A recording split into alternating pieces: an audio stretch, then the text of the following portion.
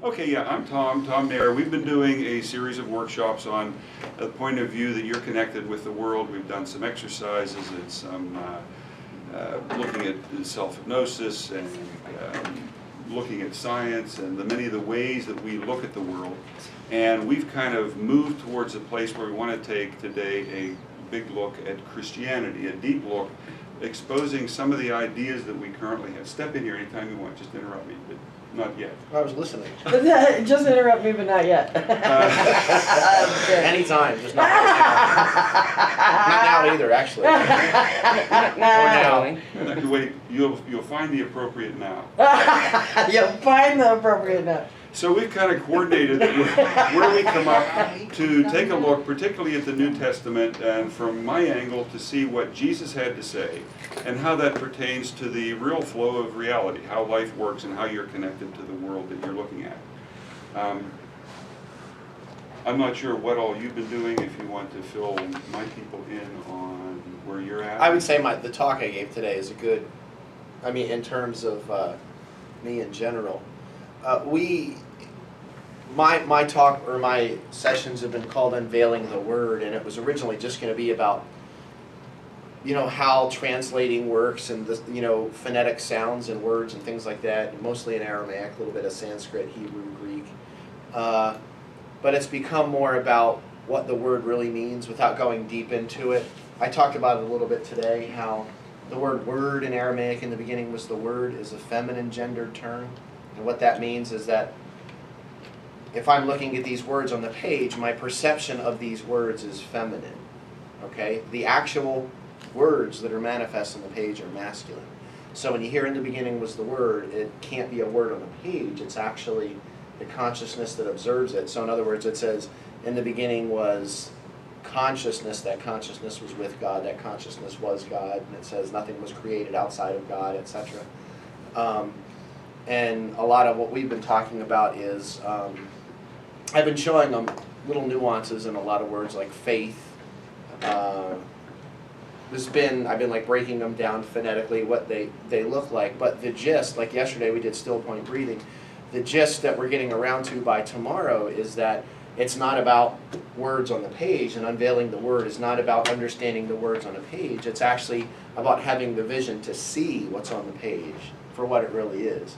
And it's about having the sight to be able to accept and to be able to see. You can look at, here I can look at a lot of phrases and say, well, that was added. You can just look, something just completely out of left field, like, all right, well, this is a little bit weird. And that's kind of what we're talking about today. So. Yeah, and I think the gist of what you're saying and what that means to me, just to fill you in on the background, you just saw him today, Dale, his expertise in Aramaic and ancient Greek, that the Gospels were written a period of time after Jesus and say certain things about what he said and did. The ideas that were introduced by the writers of the Gospels got carried on and enhanced and changed because there's actually, I don't want to give away one of the questions here, but all through time, the words that were set down by the original people that wrote the Gospels took on other meanings in other cultures, other times, other languages, and through translation. And through copying even, because the ancient manuscripts that were written in the 1st century, when they wore out, people sat and took this old beat up copy and made new copies of it over and over again, because these by hand. Letter by letter. These documents were in use, so they would wear out. People would read them and hold them every Sunday, and they'd have to copy them. Well, it was pretty astounding to me, and Dale's certainly familiar with this. I don't know if you are. But is it Umbriel? The original text for the manuscripts that were first set down in writing are written in all capital Greek characters with no punctuation, no gap between letters, no spaces between paragraphs or anything. There's just a series of Greek letters. So when, especially early in the 1st century, as these documents were being produced and copied, they couldn't afford professional scribes. Early in the 2nd century. Well, as they Yeah. And so they couldn't afford professional scribes who were good at copying. And remember, everything had to be copied by hand. There were no Xerox machines or printers. But you could have professional scribes who would have to train for years to be literate to do that, but in the early times of the proto-church, as it began to develop, a lot of the people that did the copying were amateurs. They were just somebody who was literate enough to look at a pi or a rho or a zeta and copy it over here. So they would look over here and copy another letter, and often they couldn't read it very well, so they were copying rote. So there were two kinds of changes that got introduced into these early manuscripts. One was they screwed up, they made a mistake. And sometimes that happened when there was a repeated phrase where they'd see this word, copy it down, look back over here and see the same word later and leave out a section.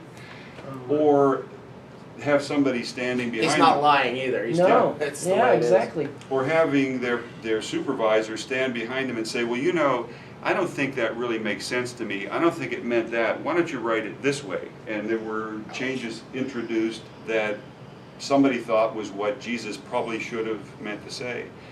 So scholars, and I've read a lot about this because my third book, which I'm writing, is about the real Jesus, looking at the how scholars have discerned the historical Jesus, that there really was a guy. What did he say? What did he do? Beyond all of the, 85% at least of myth that got heaped upon it. That's being generous. I mean, that's, yeah.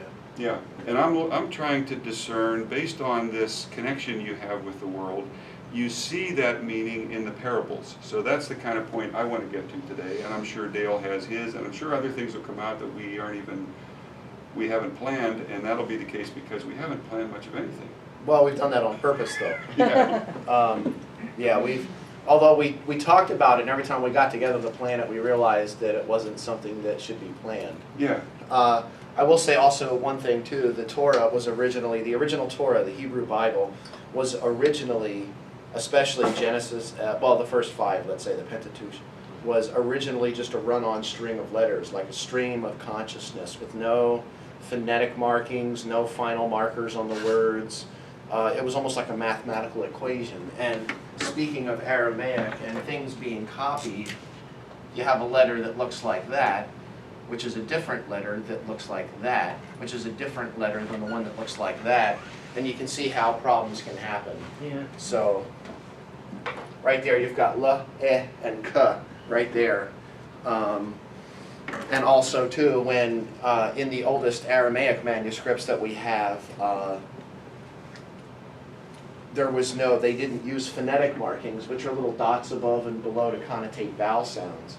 So if you have two letters together, like as an example, and this is just something we may go into depth, maybe not, which in Aramaic is basically like MS. Make that sound. It means samed, but make that sound together. MS. Let me hear MS. Miss. Did anybody say mass or mess? Yes. Everybody said miss, and it's funny that, like as an example, the first beatitude, there's actually a couple of dots in the Khaboris manuscript, the Khaboris text, that changes it from miss to mass, which is a completely different meaning. Miskin means poor, as in poor in spirit. Maskin means home or sanctuary. So, Well, isn't it the case that in Aramaic there aren't any vowels? Isn't it like Hebrew that they didn't have vowels? well, they came in right around the turn of the 1st century in a text, in a font, a computer font called Edessa, Estrangula Edessa, in modern day Turkey. So, but prior to that, yeah, it was just consonants. What's the oldest Aramaic in Old Aramaic written that you found? Written? Yeah. It's about the 7th or 8th century BCE. Cool. Nice. Written that they've got. Most ancient manuscripts for both the Old Testament and more so the New Testament, the oldest copy they have some little shreds of a couple of Gospels that might go back to the 3rd century, maybe late in the 2nd century. And for complete manuscripts, I think they only go back, well, actually, I have that written here. In fact, And when I'm saying Old Aramaic, I don't mean of the words of Jesus. I'm saying Right. stuff that's actually written even prior. let me throw these I have 5 points written here, and we can discuss all these because I'm questioning your impressions of the New Testament. I don't know whom of you is very religious, but we probably all have some familiarity with Christianity. Let me just ask you these so we get an impression of what what your common knowledge is for the New Testament. About the Gospels of Matthew, Mark, Luke, and John, plus the Gospel of Thomas and Paul's teaching. Original composition of these works. Who wrote the Gospels? Wasn't? What? Okay, no, let me just say these and then we'll say that. Was Matthew written by the tax collector disciple of Jesus? Did Mark come from the companion of Peter? Was the author of Luke the beloved physician and associate of Paul? Was John written by the beloved disciple of Jesus? So, any comments on those? A lot of head shaking, no. I don't mean to be sarcastic, but why does it matter who wrote them? Well, if you get a letter from somebody that tells you about what's going on in the town council and you don't know who wrote it, does it have as much validity as if you know that it was written by a guy who sits on the town council? Yeah, it does matter that way, yeah. Yeah. I see. Now, whoever wrote these, they're telling you something about what Jesus did and said and the miracles he performed. My thought is that it would be nice to know who the people were. Yes. And I mean, does anybody have a comment on that? Because actually, those are all the Gospels are anonymous. Yeah. They're And written Yeah. hundreds of years after the Well, fact. not hundreds. Well, the 30, copies we no. have were hundreds of years, but Mark was written about 70 AD, somewhere around 65. Mark's probably, it's the one that we have the most evidence for being the earliest is Mark, Yeah. that we actually have the evidence of. So. Matthew and Luke were written by some guy in a different region than Palestine because their accounts of geographical locations in the region are generally wrong. Yeah, they're off. So they're written by somebody who lived in other communities around there. It's, I think, significant to note that around 70 was when there was a big uprising against the Romans, and the Romans came in, surrounded Jerusalem, obliterated it. Just leveled it. Yeah, leveled it. So prior to that, most of the community of the standard Jews, the pure Jews, and the Christian Jews, and anybody else, got out of there, and they moved up towards Syria or off to somewhere else, anywhere, and the ones that stayed died. So after 70, and say Luke and Matthew are what, like 85 or 90, generally. Debatably, yeah. Yeah, debatable. Nobody really knows, but they figure about them. But these guys, whoever wrote Matthew and whoever wrote Luke, which will henceforth be known as Matthew and Luke, because what else do you call them? Yeah. Lived outside the region, but they were writing for local people. There were traditions that came through, things that Mark had recorded. Both Matthew and Luke sat there with a copy of Mark in front of them and had other stories and traditions and a source document that's referred to as Q, which means quelle, that had other information. So they Source both wrote. is basically what that means, Right. source. When they were originally written, what language were they written in? Greek, all Greek. That we So- know of. Yeah. So I have to say that why would we it know. refer to Aramaic at times? Well, because Jesus spoke Aramaic, and I think probably some of the work you deal with is back engineering it of what if something's reported in Greek, you can very easily translate that back to what he must have said in Aramaic for that to have been reported in Greek. And there's also, there is no actual evidence that they were sourced in Greek. It's just that's what we have, so that's the Yeah, opinion. nobody we've come really to. knows. And also, Matthew has Aramaic idioms all over it. What that means is that you can look at the supposed original Greek text, and there's all these little, that's a good example, actually, when I was talking about miskin, how it came up with poor in spirit, which is a term that really doesn't mean anything, as opposed to in Aramaic. It's funny too, because we also find hints in historians at the time and other Gospels where they speak of a Hebrew or an Eastern Hebrew Matthew source document that we don't have. And Eastern Hebrew is actually Aramaic, and people would confuse the two. So that's one of those things that a lot of scholars will basically just say, well, everything was sourced in Greek, but we don't know that. That's just the choice that we've made based on what we've got. So I want to make sure that's clear. Jesus spoke what language?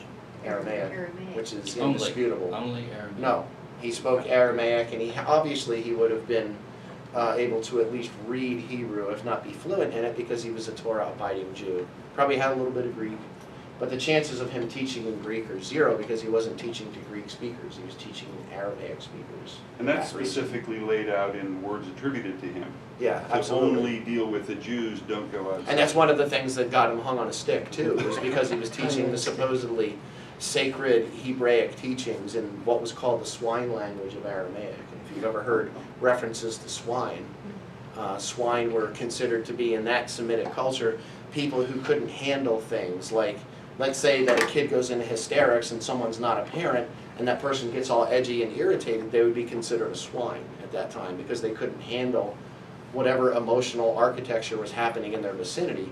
And a lot of the sort of, let's just say, religious hierarchy would basically refer to the common Aramaic people as the swine. So someone would be going through a healing, someone couldn't handle seeing what's going on here, and it would cause them to go into an upset. And that's when you hear those phrases like casting the swine. So anyway. Back to the point of, who wrote the actual books. When you think about the multitudes of people that traveled with them to where, whatever location he showed up, I mean, who's to say that someone in the crowd did not start writing stuff down Yeah. and passed it on? We don't know. We don't That's know. the thing. Yeah, you don't know. But clearly somebody did. I mean, the story survived from the time Jesus was wandering around preaching and teaching, 40 years later, to when something's written down that survives. And you're right, other things were probably, at very least, oral traditions. That brings up a point that probably a lot of things weren't written down. They were probably passed on by word of mouth because very few people could read, and even fewer could write. In the crowd that Jesus was reputed to have run around or spoken to and preached to, those were peasants and fishermen and so forth. None of them could have read. The only people in the whole region and in the whole Roman Empire who could read were the wealthy, or some slaves of wealthy who were hired to teach their children. And also the Pharisees too. I mean, the Pharisees had to be curious as to what he was going around teaching. So They were one of several groups, actually. Exactly. They get a lot of focus, but yeah. Exactly. I mean, they sent them guys around to see what this guy's talking about. Yeah, exactly. There's a little issue with that as well, though, with the Pharisees, that some of the references, I'm sure you'll agree with me on this deal, but if you don't, correct me, that some of the perspectives and some of the negativity phrased into the Pharisees was the attitude of the people late in the first century, kind of superimposed on Jesus' words, because in the early first century, there probably weren't any Pharisees. There weren't many Pharisees at all. I think like 5,000 in the whole group, and they were probably just devoted Jewish guys that deemed themselves to be somehow special enlightened, and there probably weren't any at all in Galilee, which was, this is 60 miles north of Jerusalem in a remote region that was run by Herod, not even the same guy that controlled Jerusalem. And you've got the Sadducees and you've got the Essenes. Like, as an example, I can go to an Essene gathering today and hear all kinds of stuff that actually has nothing to do with what the Essenes believed, Right. or anything that was in their philosophy. It's become like sort of New Age-ized. yeah, And people try to like place Yeshua into the Essene view, when if you lay Yeshua's bare bones down next to the Essene philosophies, they actually don't line up in a lot of ways. There's a few little things where they overlap here and there. But How about the Gnostics? Gnostic's a wide swath. Yeah. There is no actual such thing as the Right. Gnostics, basically. It's kind of, Gnostic was a label that really got heavy in the 4th century, which basically just meant it doesn't fit within our frame, let's just put it that way. Anything that had to do with personal introspection, finding God within, a direct experience, something that would resemble meditation, anything like that that didn't fit into that sort of only begotten frame was called Gnostic. At the time, the 1st, 2nd, 3rd centuries, there was no such thing as Gnostic. It was like a label from the 4th century. And unfortunately today, we sort of, I think with the Pharisees too, we sort of put blankets from a lot of just naysayers and throw them into the Pharisees, like all the Pharisees did was just gripe about everything that he said. And it's not really accurate according to what we've got. Was Jesus that we're discussing a rabbi? Rabbi just means teacher. Oh. Yeah, a lot of people don't realize that. Rabbi or Rabboni, it just means someone who's teaching. It means, at that time, it means something. Today, I think it means something else, doesn't it? Well, today it kind of it's a priest or some some. kind of an ordained Yeah, today it's process. almost it's official, but back then it just meant teacher. So if I look in Aramaic, I see Rabboni. I'm just seeing teacher, you know. But it's a good question, and that's also a great point too, because we've had a lot of, and that's we'll get to all that. Yeah. So Things what that are added, religion so- was he? All that and more. What's that? I thought he was a rabbi too because he was allowed into the temples. It You just know? means teacher. But was Rabbi's not what. He made a very valid point. What we think of as rabbi today, back then, it didn't mean anything like that. It wasn't a priest. It was just someone who taught other people. That's it. Like You an know what I'm saying? honorary term, if you have a group, you know, in those days you didn't have, even in the Jewish hierarchy, you had a large politically entangled and well-set hierarchy in Jerusalem. But up in Galilee, you might have in each little town a sort of a meeting place or a small temple. Use of the some word. sort. There's a word you use that defines it. Backwater. It was Yeah. kind of a backwater, and What you would have is maybe one day a week on the Sabbath, you'd have a gathering where people would talk about things. And you can picture any group of people in a setting like that. You're going to have one or two that are more knowledgeable. They've heard some things, they've been taught some things, and they'll be the ones that are speaking. Or itinerant preachers, kind of like Jesus, because there were a lot of them floating there was a around. lot of wanderers, and there was a lot of them that I just gave you two examples today. Well, one was Palestinian Greek philosopher. The other was, Egyptian Horus, and I could pull out dozens and dozens that did, water into wine, walking on water, all those attributes from the first century. There's a lot of them. So we have Yeah. Rabbi Tom and Rabbi Dale Yeah. working. And there's rabbis in here too. So Right. Yeah. yeah.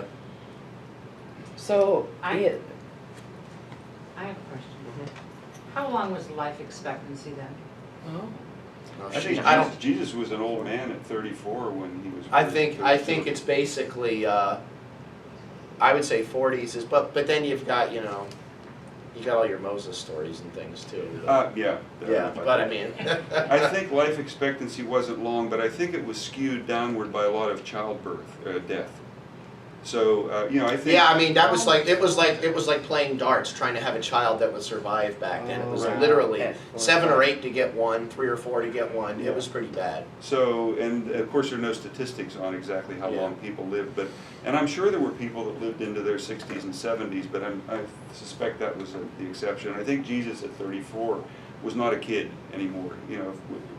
And if you consider back then too, I mean, the demons were in the water, and it was in the air, and it was in the sky, and it was in the dirt.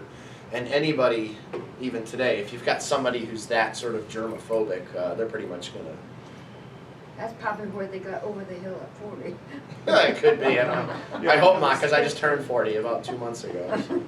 Well, you're over here, aren't you? See, I've just chosen I a sort longer of. I'm hill. just slightly over it. You're just a longer A hill. longer upgrade. But it's an important point, though, that you raised about, what we say just after the life expectancy. It was a really important point. It was so important.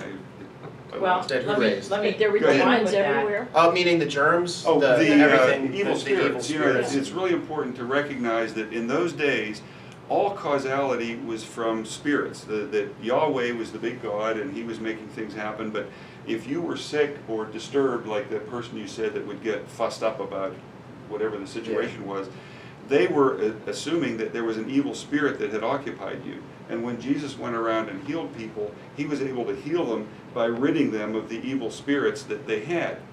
Words that we know, like Deva and Dea, or Shiad, other words Yeah. we don't know, but in Aramaic they were, a lot of those words we use today for fairy beings or something, those are actually Aramaic words. My little Well, insert. there was a point I wanted to make regarding the life expectancy. Then the first book that was written, or that you say was written, it was nearly 2 generations into the third after Christ died. Right. And then the other thing is, if everything was passed on word of mouth, the big game we played as children was Pass the Campbell's secret. soup. Yeah, yeah. And then Campbell's soup never turned out to be Campbell's soup when the last guy said it. Yeah, and that's the thing that I So- talk about. That's what I was talking. It's exactly what I said this morning, and I don't. Not everybody is going to pick that up, which was this. It all boils down. We don't have proof that he said any of this. We really don't even actually have proof, except in our hearts, that he even existed. But there's a message that's trying to get through to us. Sure. There's a that's what- message there, and that's what's in. I'll tell you one thing, when I started with what I'm doing, I was pissed. I had like what I called my early Billy Graham phase. I don't know if Billy Graham's a good example, except like that 40s, 50s era, you know, Billy Graham when he had that fire, because I was like, look, you've been duped, you've been lied to. It doesn't say that, it says this in Greek, when they're saying it says that, it says this in Aramaic, when they say it says that.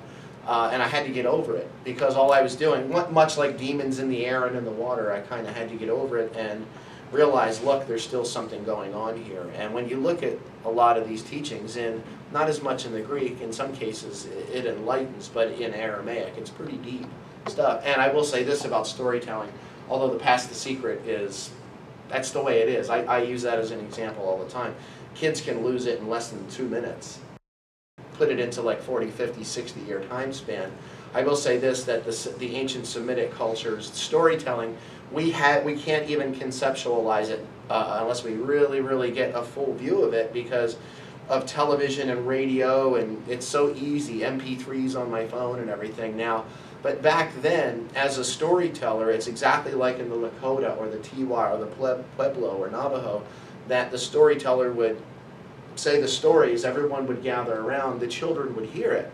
And there would be children chosen or would be self-chosen to become one of the storytellers in line. And that storyteller they would hear that story over and over and over again, and they'd speak it back to the storyteller. If they had the slightest nuance off, they would be stopped, it would be corrected, and then they would move on. And they weren't actually able to say that story until it was an exact replication of what the storyteller had.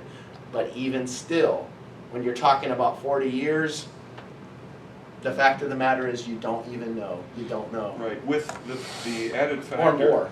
of the influence of added mythological stories being built in, because, And someone not understanding what it means in the first place. Yeah. but, you know, a group that was starting to gather around the teachings of Jesus, saying, well, oh, this other teacher, Mithras or Apollonius or somebody else, they walked on water, so that story, well, we better have our hero walk on water too, and stories would It get... sounds inane, but it's true. would get It really pumped up so that the stories that came through were enhanced with a bunch of myth tied to them, borrowed from other cultures that were really commonly bouncing around the region there. Let me drop a name for an author for you to check out, Bart Ehrman.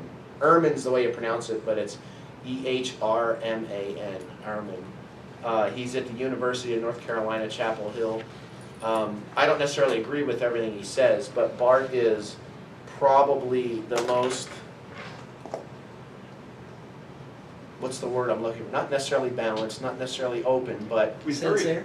yeah, he's disconnected Oh. from, he doesn't have a horse in the race, let me put it that way. Yeah. And he's able to really, I like I said, I don't agree with all of his conclusions, but in terms of compiling information, he's pretty, he Thorough. doesn't color it. Yeah, he's Yeah. thorough, and he's not trying to color it because he doesn't have a specific outcome that he's seeking.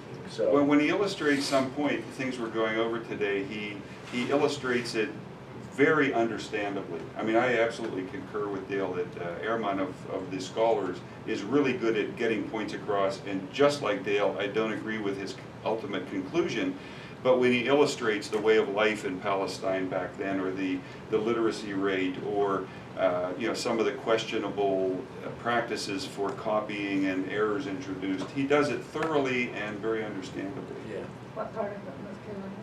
Chapel Hill. What conclusions does he come to? He thinks Jesus, well, actually, let's talk of some of the conclusions, because as the scholars evaluate the documents and sort of read between the lines and understand the context of the Gospels as they were written, and explore ideas the changes. When they look back at ancient manuscripts, you'll find different accounts in different manuscripts. They were copied. So if you had an original and it was copied a couple times and passed on to a different region, as Christianity grew up, it grew up regionally. You know, there was very little communication, so the stories that passed on to Syria were different than the ones that might have been implanted in Idumea, south of there, or ultimately to Rome. And it was only in 325 at the Council of Nicaea that Constantine, then the emperor of the Roman Empire, brought all of the regions together and made them iron out a theology, you know, With a strong hand. He basically Yes.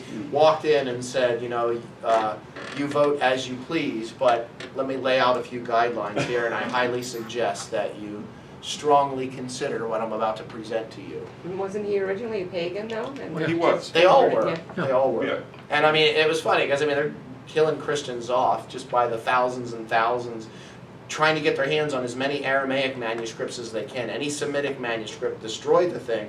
Gnostic manuscripts were either destroyed or locked away, which is how the Dead Sea Scrolls and the Nag Hammadi and things like that happened too, either by the powers that be trying to destroy them, or the people who had possession of them trying to save them for when people can actually handle reading this stuff.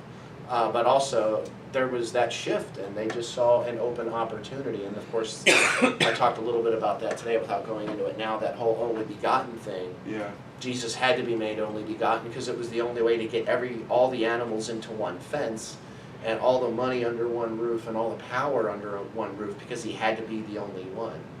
So, just to emphasize, to get to that point, for 300 years, or 250 years, everything was kind of regional, and you had different ideas, different versions, and different gospels were included in the holy works that were maybe from Antioch in southwestern Turkey, from what was being studied by the proto-Christians around Damascus.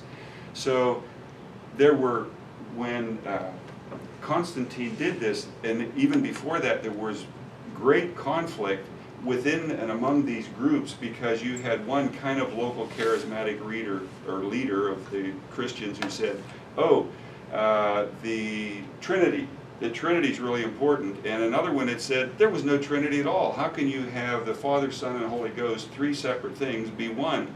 That's three. And he said, no, it's all in one. And they just really heavy-duty arguments going on with that, until it was all brought together. Then they ironed out what became the truth and Catholic, the basis of Catholicism.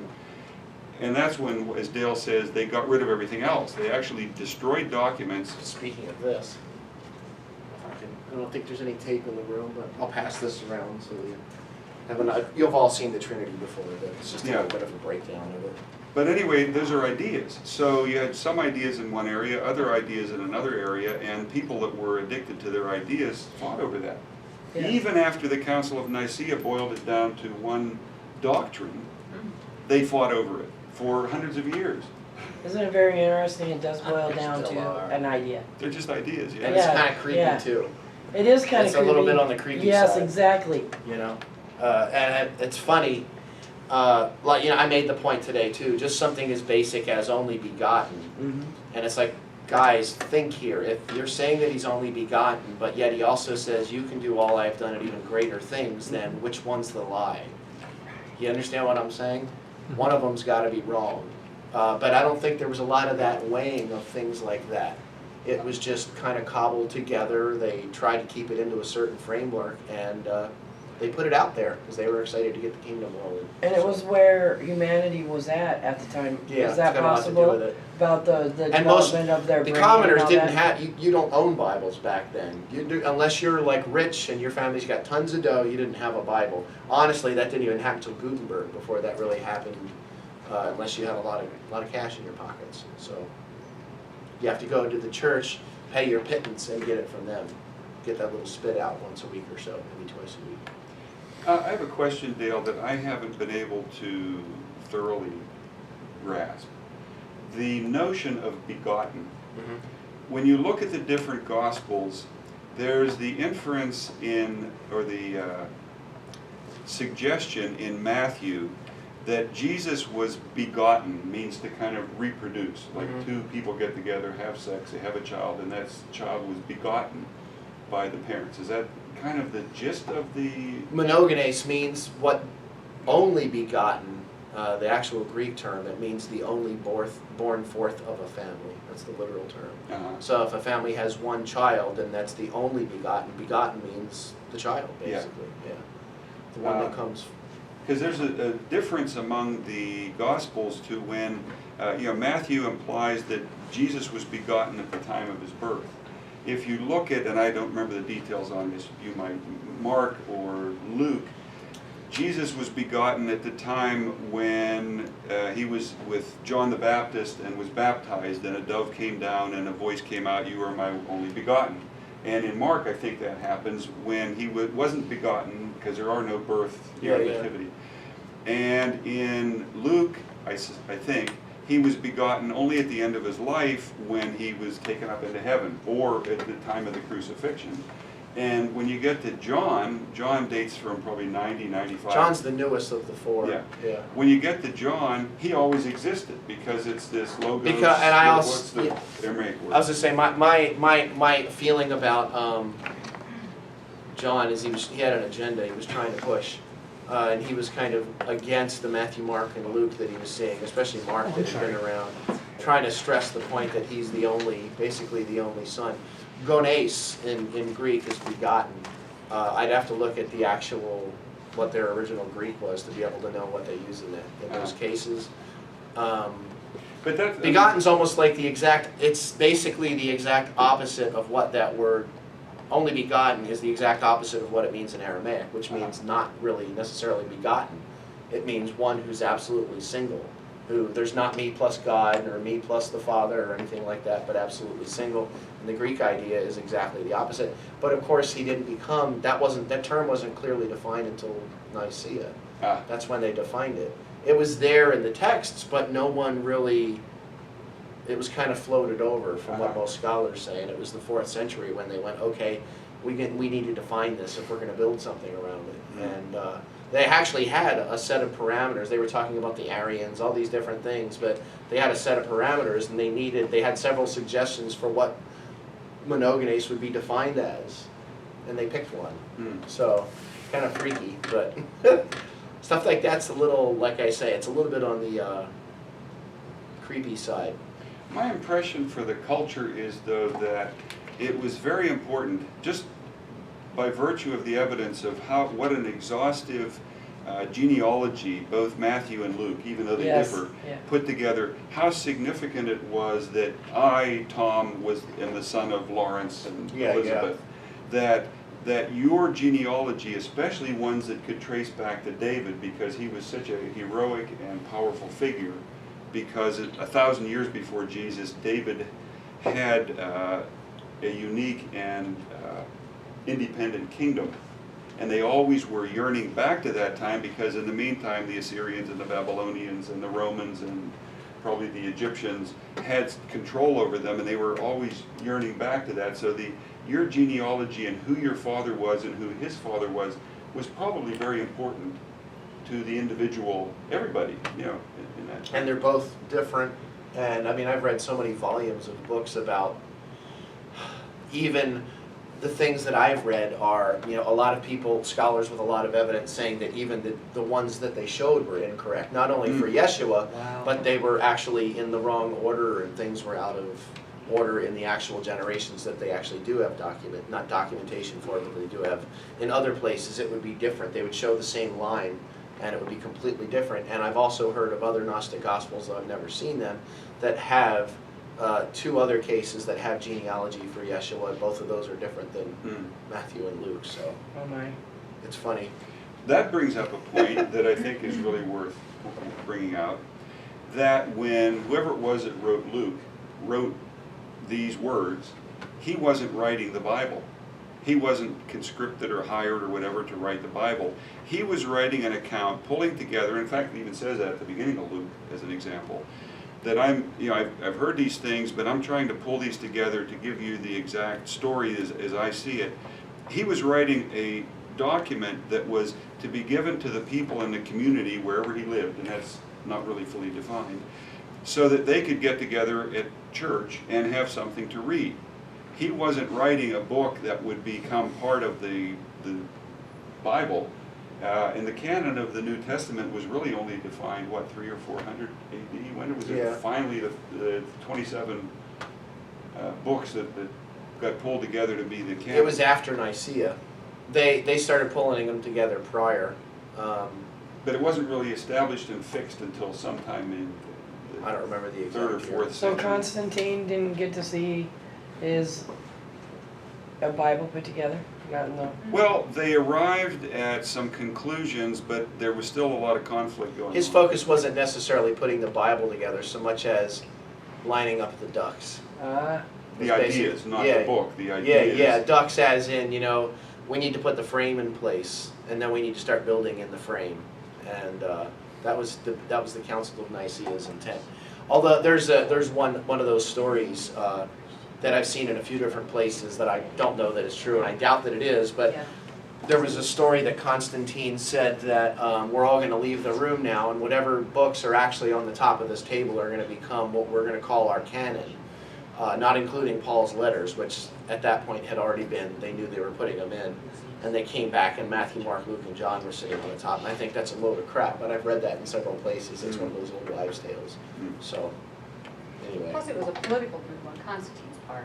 There was Of course. politics, economics, religion. Wanted to combine the His Jesus mother. followers with the pagans, and isn't that where they started to make the holidays like Easter and what It we're came a little bit celebrating as later. Christmas? Oh, later. Yeah, and I mean, like the winter solstice, the pagan festival of the solstice became the birth. But of course, they used the 25th. That was also supposedly the birth of Horus, who was like 1,000 years before Yeshua in Egypt, and all that stuff. Just Did Constantine and King James, did they know each other? No. totally, completely how different. How many centuries are they? Yeah, 13, but no. Who knows? Maybe it was the same dude. He came back because he wasn't finished. And yeah, if people look in, I don't want to get off track, but if people, like as an example in Asheville in North Carolina where I live, it's everybody says they live in the buckle, the Bible Belt, and I live in one of those buckles. It's a big buckle, I guess. But I see these bumper stickers that say if it's not the King James, then it's not the Bible. And my immediate reaction is, then who's King James? What can you tell me about him? What can you tell me about his mother? What can you tell me about what she believed, what he believed? What can you tell me about the teams that translated the King James? What can you tell me about why it was created? What can you tell me about how it was received when it first came out? What can you tell me about why they retitled it and what they did if you had something other than the actual authorized edition? And you start looking, or people that talk, that are homophobic, and I say, what can you tell me about King James's relationships in his life? What can you tell me about the one that was the one that really got his heart going pitter-pat? No, it was not a wife, and you start looking into stuff like that, but you're not, like I said this morning, you're not allowed to look at that. It's unquestionable because then you're labeled a heretic. But like I said, remember that word heretic in Greek is heresis, which means choice. So I don't want to go off too far, but it was a point that I think needed to be made. To even underline that and emphasize it, that King James was translated out of I believe, a Latin version of the Bible. And the Latin version of the Bible, this is tracing back from Bart Ehrman in his book, The New Testament, where... Which is also, I'll pause real quick, if you go to theteachingcompany.com, the Teaching Company puts out a lot of Bart's programs, and he's got like a 5 or 6 DVD set based on that book, The New Testament, that I've got. That's amazing. A lot of Bart's stuff is published from them. Yeah. Okay. College course, actually. So- Teaching what? The Teaching Company. Yeah. I think King James Version dates to about 1600.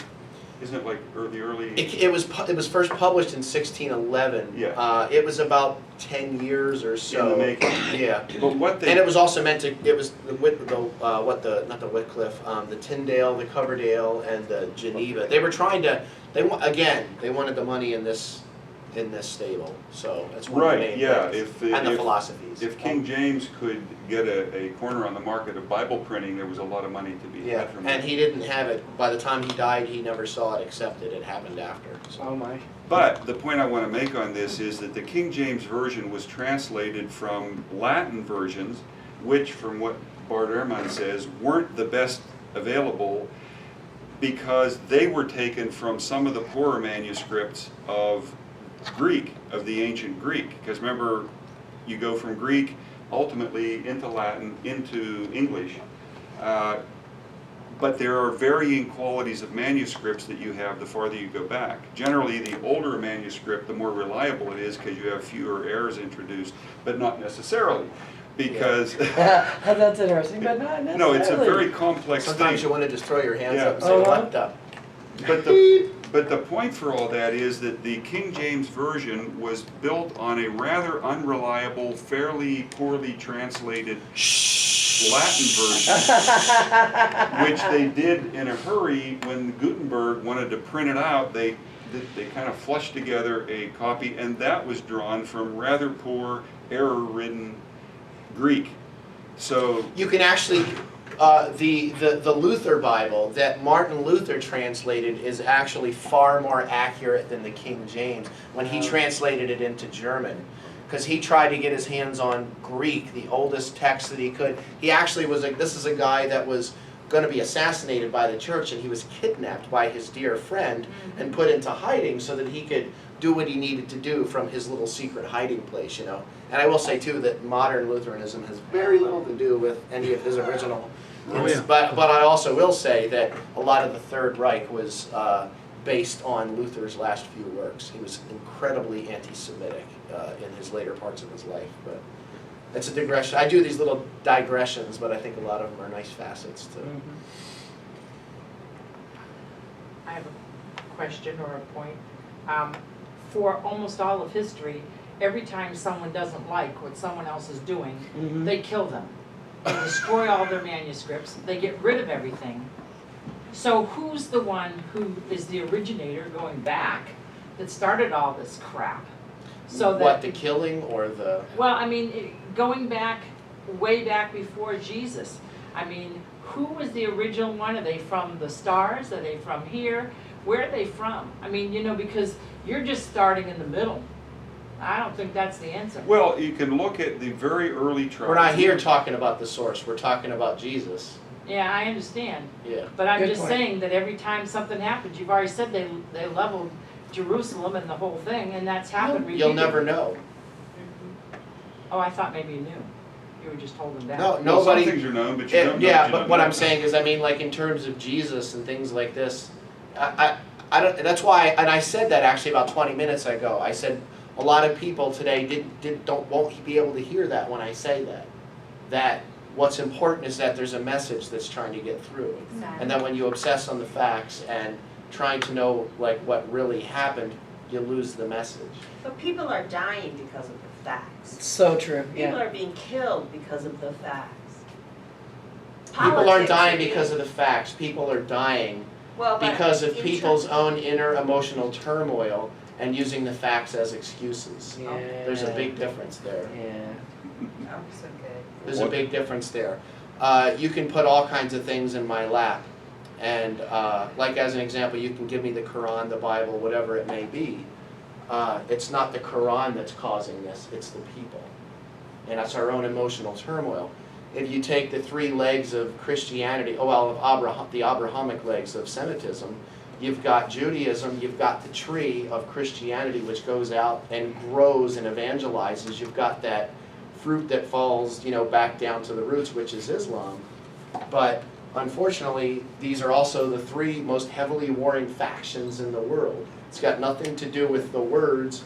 The indoctrination, sure, it's indoctrination, but you know what? It's people doing it to people. It's not words or theories or insights or texts or Bibles. They It's forgot the people. word. Well, it's people doing it to people. And what's happening is on those three extremes, the indoctrination is that my inner emotional turmoil is the will of God in terms of Christianity, Judaism, and especially in Islam. They've taken it to like a far extreme. Yeah. And it's not the the ideas, it's not the words, it's us and what we do with it and how we relate with it and where we move forward with it. It's the feelings that goes through everybody. Uh-huh. It's just the feeling. We've all got them, yeah. But those feelings, to a great degree, if you remember my talk from the other day, come from the separation that seems to happen between you and the world. When you're projecting that there's a God out there making things happen to you, or bacteria, or all these things, you tend to be separate from the world, and conflict is almost an unavoidable result. from that. Guarantee. Because if there's a God out there making things happen, he can't possibly have the same agenda I have. That boils down to conflict no matter what. If he had the same agenda I had, then I'd see myself as God, but nobody ever does that, traditionally. So it's got conflict built into it. When you have conflict in your point of view, then if you're attributing causality to God, and here are these guys that don't believe in your God, they have their own God, well, we have to go teach them, and the conflict comes out. Just of drive it. her down the throat to makes them gag. What'd you say? What was It the just drives them down the throat and makes them gag. They don't want to listen. No, they don't. And why should they? Yeah, because they've got their 'Cause God, we and their don't know. story, and their theology, and all that, and they're trying to talk you into it. Yeah. It's interesting too. I've always found an interest in when I've heard people. In most cases, if I hear someone talking of the Upanishads or the Vedas or all the different, within Taoism, the Tao Te Ching or the I Ching, I often hear them say, our sacred literature, or I'll hear our Bible. But it's interesting how with Christianity it's the Bible. Uh-huh. Interesting stance. Interesting. Just a little piece to add. Well, Christianity may well be Satan's greatest triumph, organized Christianity. Satan in Aramaic is the word satana. When Yeshua, when it's written down that he had said, if I gave you a light, would you hide that light below a bushel basket? That word bushel is sata. And I spoke of this in my class the other day. The root of that is sta, which means slide, fall, fragment, or cut away from. Sta is the root of the word satana. Satana made it through in Greek. He gave us the actual translation of it, a being divided against itself. It was translated as a house divided against itself. And he also said a molku, which could be a kingdom, but what molku really means is basically like a philosophy divided against itself. And that whole sort of external Satan thing is something that really, not only did it come from the Greek, a lot of the Greek gods and all of the Greek mythology, but it was really nailed into place, especially with Dante's Passion Play in the Inferno. And that's when Satan, and not so much Satan, but especially hell and the old Hades ideas and everything came together. Like I say, we think that it says Jesus was born in a stable, but I'd love to see the Bible that says stable. If it does say stable, I would say run from it. Because, does anybody know what the italicized words are in a Bible? They're supposed to be the words of Christ. No, Added. those are the red. Oh, They're that's red. right. Italicized It means words they were are- added. Yeah, they were. They were added. Yeah, it's kind of Hmm. like a guess. Yeah, and in Aramaic, when a lot of Aramaic translations that I have, just translations upon translations, what they'll actually do is they'll underline phrases. Like as an example, or they'll just not even translate the word, they'll keep it in the Aramaic word. When it says in the two commandments, Matthew, Mark, and Luke, does anybody from my class have I your do. papers? I I would do. love to have those two commandment sheets to show everyone kind of what I'm talking about. Talking about how far off things can get. Here we've got the two commandments. Love the Lord your God with all your heart, all your mind, all your soul, all your strength. Your neighbor is yourself, essentially. I've got it Matthew, Mark, and Luke here. All three are in a different order, and they're using different words in some of the cases. In one case, Jesus says them. In another case, the scribe says them. They start and begin with different stories. And that was what I started my class off with, was telling people, get over it. You know what I mean? Get over it. Something's trying to get through to us. But as an example, it says here, the second law, that is like it is. And I underlined that is like it. That word there is Dhamma. And that word Dhamma is the word when it supposedly Yeshua had that Last Supper and he gave them what to drink. He said, this is wine, it is my what? Blood. Blood. That word blood is Body. Dhamma. Well, no, It is my blood. The bread was the bread was the body, but Dhamma or Dama in Aramaic. Dhamma is the root of the word Adam. Does that sound familiar? Adam, which means red clay, red earth, or the essence. That word Dhamma means blood, juice, wine, sap, or essence. So maybe he was saying this is my blood, but he also could have been saying this is my essence. And right here, you can see where I've got that little underline, that is like it is. It's saying that this law is the essence of the next law, or the second law is the essence of the first. That's kind of something that if we had had something like that 2,000 years, I mean, here we are today, it's hindsight, 2,000 years ago, if just something like that, when something was misunderstood, just having like an error checker or something like that. But when you start thinking about that sort of the kid passing the secret around the class, there's so much damage that's already been done. A lot of the stuff we're never going to have answers to it. And if we hang up on it, all we're doing is we're causing our own suffering. You got to get over it. You got to be able to move on, and you got to be able to find the jewels in the freaking mess. And that's why I laugh a lot about it. Because, I mean, I had anger, and the anger is justified. It's absolutely justified. But I got to a point where I had to just, when I put a lot of that stuff out, I make jokes about it. You know, like the Rachma thing this morning, and how it also means a bowel movement, you know. And I can make jokes about it because, look, that's in the King James, and they were meaning like a welling up of empathy, compassion, and like love. But what it actually said was their bowels moved, you know. And I have to laugh about it because if they couldn't get things like the Christmas story right, or empathy versus, you know, flatulence, how in the heck would you think they could translate the most intimate sort of jewels of wisdom from what he was saying?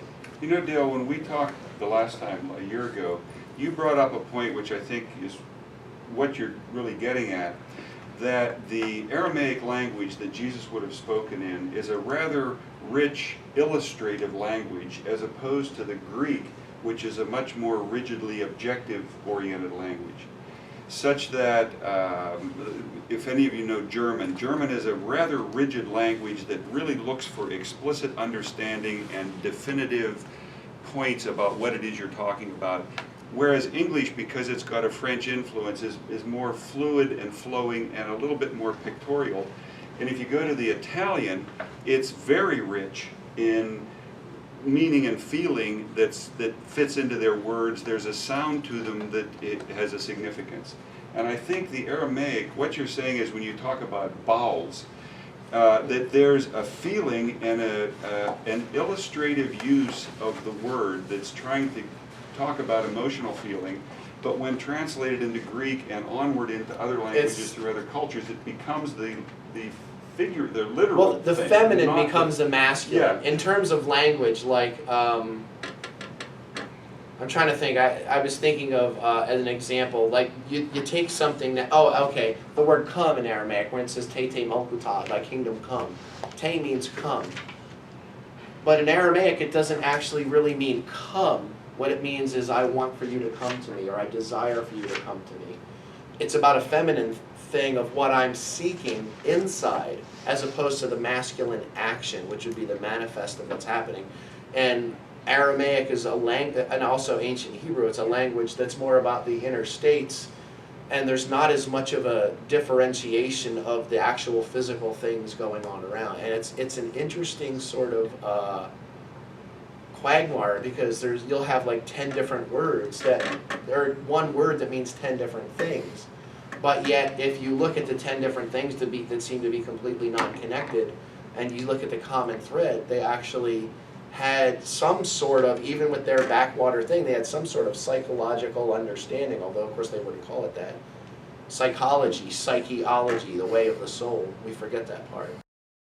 They had something going on, and even with that though, the stuff that Yeshua was trying to put something that was this big into a language that was that big. And then you put it down into Latin, which is like that, and then you squeeze it down into Anglo-Saxon and German, which is like that, and then you put it into English, which is just, it's like the bastard stepchild, the hodgepodge of all this different stuff, and by that point. And it's built up a lot of meaning that wasn't in the original, wasn't even implied in the original. Let me go back to one little point I wanted to add when we were talking about Satan, that it's traditional throughout religions, especially from our Western and Oriental religions, that if you propose that a God exists, but there's a lot of bad things happening, but you want this God to be perfect, who's in charge of the bad things? And almost invariably, from all the root religions, paganism, anything on up, there has to be a bad guy, because how could God make all the suffering on the earth, which is always around? As a parallel back to the time and prior to the time of Jesus, if you look at Zoroastrianism, Zoroaster lived probably 1,000 years before Jesus, and his realm was now Iran, Persia at the time. And his good god was Ahura Mazda. And Ahura Mazda was locked in an eternal fight against Angra Mainyu, who was the bad guy at truth versus lies and goodness versus evil, and he was proposed to be locked in this eternal battle over who would rule the earth, with a bunch of ideas, you know, for when that would get reconciled. And Zoroastrianism features the immortal beloveds, which are basically equivalent to the angels as it came out in Jewish / then Christian lore. So the notions are pretty common. The Greek gods were, they still, in the myth and the stories about them, encompassed human values, but the Greek gods were much more human-like than Yahweh, who was, you know, just a big, powerful, conceived war god. But the notions, you know, the relative good versus evil, good god, you know, bad counterpart, are just... Goes back almost forever. Oh, yeah. Dale, I have a question, since we're back on the Satan thing. We're going to take a break in a minute too. So we can Okay, sort of is let it safe to kids- say that fragmentation or separation would be a translation of Satan into English? Good, thank you. What was your question? That I answered didn't. my question. He was asking- Separation or fragmentation could be translations of Satan into Oh, okay. English. Remember we were talking about doubt and we were talking about prayer, and I said, you know, I said, what does doubt mean? And then, you know, people say second guessing, all that kind of stuff, inner judgment. And if you look at that word doubt in Aramaic, it was specific. It didn't mean doubt. When we think doubt in the modern sense, but it just meant divide. Do not divide. Keep yourself single, which is exactly yeah. what you're talking about, yeah. Mhm. I think we should take a break and sort of, for a couple of minutes. Yeah.